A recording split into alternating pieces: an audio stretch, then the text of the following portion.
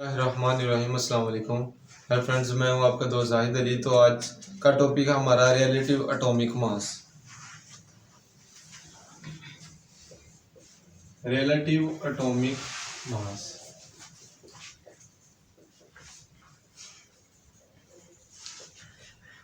पहले तो हमारे जहन में ये बात आती है कि रिलेटिव एटॉमिक मास को हम यूज़ क्यों करते हैं।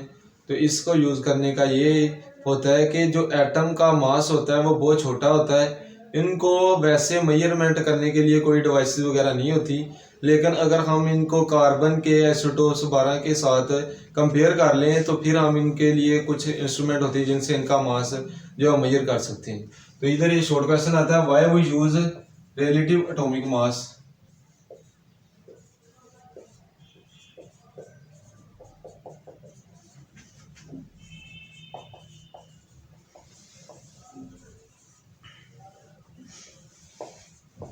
इसकी रीजन क्या है कि एटम का जो मास है वो बहुत छोटा है, तो उसको वैसे मेजरमेंट करने के लिए कोई डिवाइसेस वगैरह नहीं होती, इंस्ट्रूमेंट नहीं होती। लेकिन अगर इसको कार्बन के आइसोटोप्स के साथ कंपेयर कर लें तो फिर इनको इंस्ट्रूमेंट से इनका मास मेजर कर सकते हैं। The mass of an atom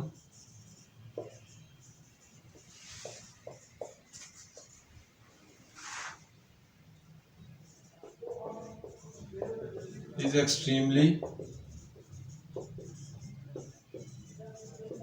small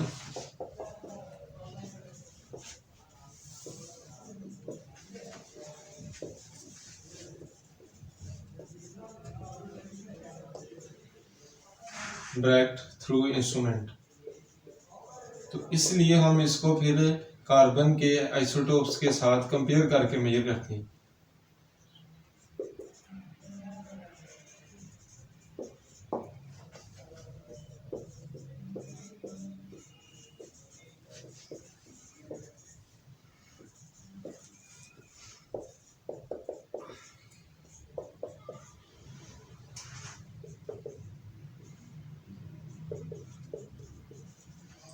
इसको कार्बन के जो आइसोटोप 12 है उसके साथ इसको कंपेयर करते हैं।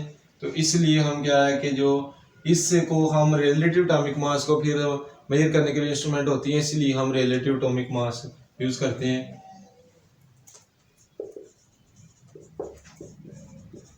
That can be measure through instrument.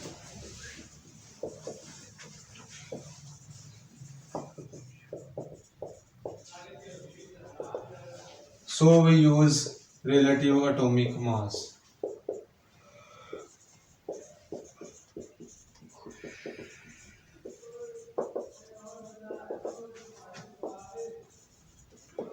इसी तरह अब हम इसकी रिलेटिव एटॉमिक मास की डेफिनेशन देखते हैं।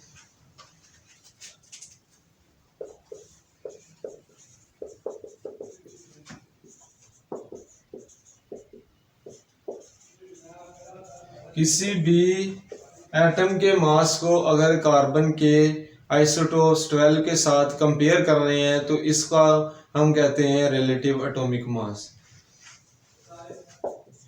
The mass of an atom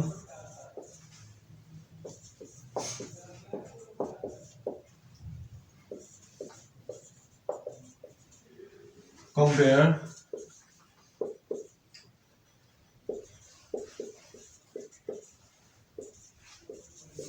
with carbon isotopes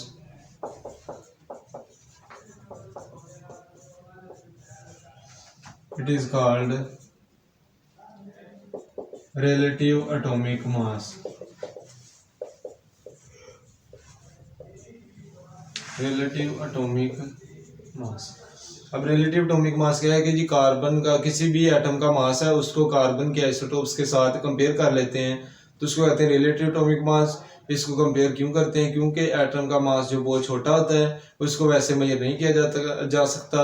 फिर हम इसलिए इसको कार्बन के आइसोटोप्स के साथ कंपेयर करते हैं, तो फिर इस कंपेयर करने के बाद इसका जो मास है वो मेजर किया जा सकता है। अब इसके बाद है एटॉमिक मास यूनिट की definition. Atomic mass unit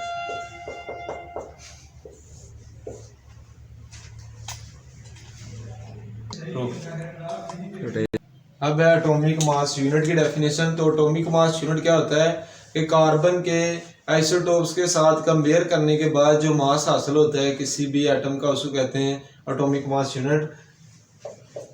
the mass of an atom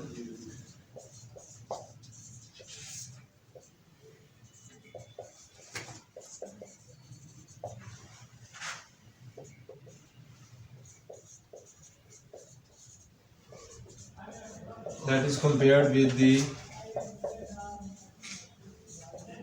12 isotopes। तो ये है जी एटॉमिक मास यूनिट की डेफिनेशन। तो एक इसमें एमसीक्यूज होता है कि एटॉमिक मास यूनिट किसके बराबर होता है। तो वो एमसीक्यूज देखते हैं। एटॉमिक मास यूनिट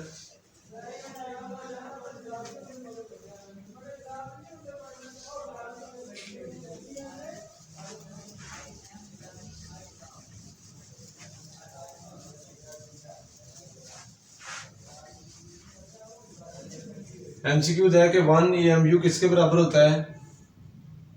एएमयू ये बराबर होता है 1.66 मल्टीप्लाई 10 की पावर -24 ग्राम। अब ये वाला इधर एमसीक्यूज आ जाता है कि हमेशा 1 एएमयू किसके बराबर होता है। तो कभी कभार ये ग्राम्स में भी आ जाता है, लेकिन कभी कभार वो एमसीक्यूज किलोग्राम में भी दे सकते हैं। फर्ज कर लें ऐसे भी दे सकते हैं 1.66 मल्टीप्लाई 10 की पावर -24 27 kg ऐसे भी दे सकते हैं, क्योंकि हमें पता है किलो का मतलब क्या होता है 10 की पावर 3। तो 10 की पावर 3 प्लस में होगी तो वो 10 की पावर -27 में से प्लस की जो है वो माइनस कर देंगे, तो फिर भी ये क्या होगा -24 ही होगा। तो ये वाला एक एमसीक्यू जैसे बार बार पेपर में आ जाता है, तो इसको जरा समझ लेना। इसके बाद एक टेक्स्ट योरसेल्फ का शॉर्ट क्वेश्चन है कि एक हमने पता है कि एक एमयू में तो इतने ग्राम होते हैं, लेकिन ये शॉर्ट क्वेश्चन है कि 1 ग्राम में कितने एमयू होते हैं। How many